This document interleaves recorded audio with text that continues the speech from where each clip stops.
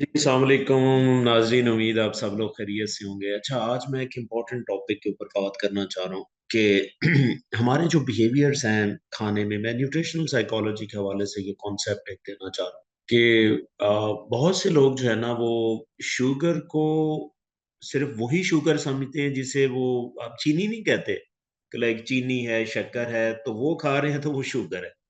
Basically sugar जो है वो एक कार्बोहाइड्रेट्स की एक टाइप है। ठीक है, जिस तरह कार्बोहाइड्रेट एक न्यूट्रिएंट न्यूट्रिएंट है एक, और ये फूड का एक बहुत इंपॉर्टेंट कंपोनेंट है।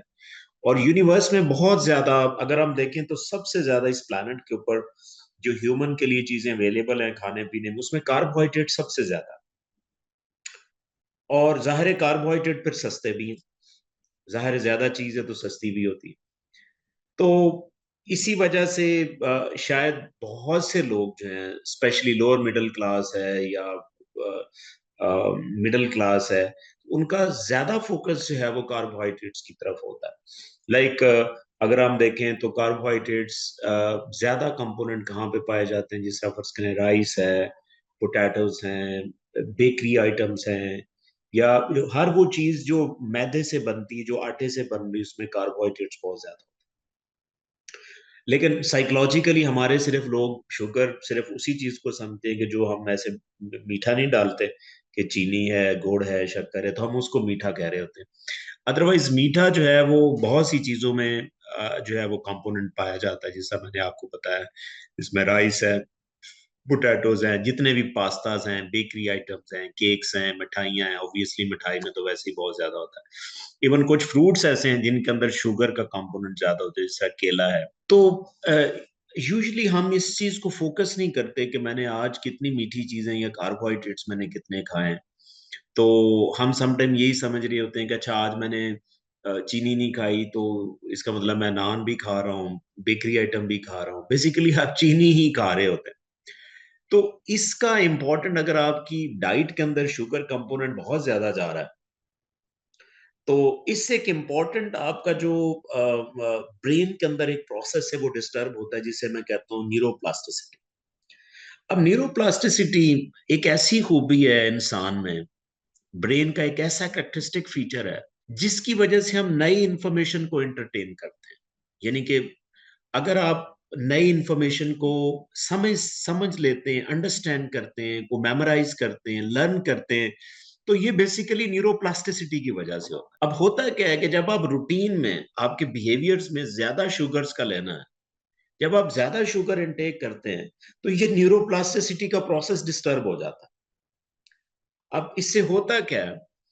होता यह है कि आपके अंदर जो कॉग्निटिव फंक्शंस है ना, स्पेशली लर्निंग है या मेमोरी है या नई इंफॉर्मेशन को अंडरस्टैंड करना, जो कि सारा बेसिक फंक्शन न्यूरोप्लास्टिसिटी का होता है, वो डिस्टर्ब हो जाता है। तो इसी तरह हाई शुगर इनटेक की वजह से क्या होता है कि न्यूरोप्लास्टिसिटी का जो प्रोसेस है वो डिस्टर्ब होता है। और वो लोग, स्पेशली मैं बच्चों की बात करूंगा, वो स्टूडेंट्स या वो स्कूल गोइंग बच्चे जो हैं जो शुगर का ज्यादा इनटेक करते हैं, उनके लिए प्रॉब्लम हो सकता है कि उनको लर्निंग इश्यूज हों, उनकी मेमोरी इश्यूज हों, क्योंकि न्यूरोप्लास्टिसिटी का प्रोसेस जो है वो डिस्टर्ब होता है। अब न्यूरोप्लास्टिसिटी डिस्टर्ब कैसे होती है? इसके कई फैक्टर्स होते हैं। एक तो फैक्टर ये होता है कि ज्यादा शुगर इनटेक करने से, यानी कि बार बार एक रोलर कोस्टर की तरह आप शुगर ले रहे होते हैं, तो उससे क्या होता है कि आपके न्यूरोट्रांसमीटर, स्पेशली जो डोपामीन होता है, वो डिस्टर्ब होता है, क्योंकि शुगर के साथ डोपामीन का बहुत गहरा लिंक होता है। क्योंकि हाई शुगर कंपोनेंट जब आप लेते हैं ना, तो आपका ब्रेन के अंदर एक खास सिस्टम होता है जिसे हम रिवार्ड पाथवे कहते हैं।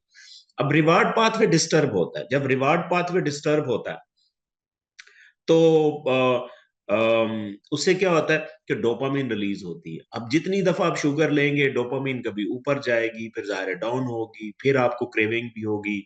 हाँ, एक चीज और मैं आपको बता दूं कि जो लोग ज्यादा शुगर खाते हैं ना, उनको शुगर से एडिक्शन भी हो जाती है। क्यों? कि हर वो चीज आपको वो एडिक्शन काज कर सकती है जो आपके रिवार्ड सिस्टम को ट्रिगर करती है। और हाई शुगरी जो डाइट्स है ना, वो आपके रिवार्ड सिस्टम को ट्रिगर करती है। तो जब आपका डोपामिन डिस्टर्ब होता है, तो न्यूरोप्लास्टिसिटी नहीं होती, यानी कि कंसिस्टेंसी नहीं आती न्यूरल पाथवे के अंदर। जिसकी वजह से न्यूरोप्लास्टिसिटी नहीं होगी। तो ये आप प्लीज लिख लें कि जब भी आपकी न्यूरोप्लास्टिसिटी डिस्टर्ब है, आप नई इंफॉर्मेशन को अंडरस्टैंड नहीं कर सकते। इवन जो आपने ऑलरेडी स्टोर्ड इंफॉर्मेशन है उसको रिवील करना या उनको बाहर लेके आना, इनको मेमोराइज करना, ये भी मुश्किल हो जाता है। तो अपने लिए एक ऐसा डाइट प्लान जरूर करें जिसमें एक मॉडरेट लेवल की, हाँ मैं बिल्कुल ये नहीं कहता कि आप शुगर बिल्कुल ना लें, लेकिन शुगर आपके लिए एक लाइफ है। बहुत से आपने डॉक्टर्स को भी देखा होगा ऐसे शुगर के पीछे पड़ जाते हैं कि जैसे शुगर लेनी नहीं है। नहीं, शुगर देखें आपकी बॉडी का हिस्सा है, ठीक है ना, आपके ब्लड का हिस्सा है। एक एक मॉडरेट अमाउंट ऑफ शुगर जो है वो आपको चाहिए होती है, आपकी चाहे ब्रेन फंक्शनिंग हो, आपके बाकी जितने भी सिस्टम की फंक्शनिंग हो, तो शुगर का होना इंतहाई जरूरी है, लेकिन एक मिकदार के अंदर।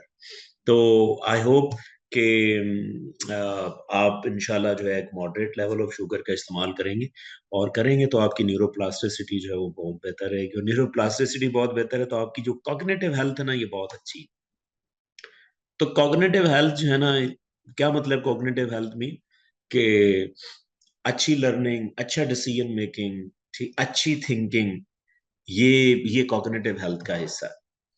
तो आई होप कि आपको वीडियो पसंद आई होगी। If you have any question please right me in the comment section, obviously I will answer. Thank you so much.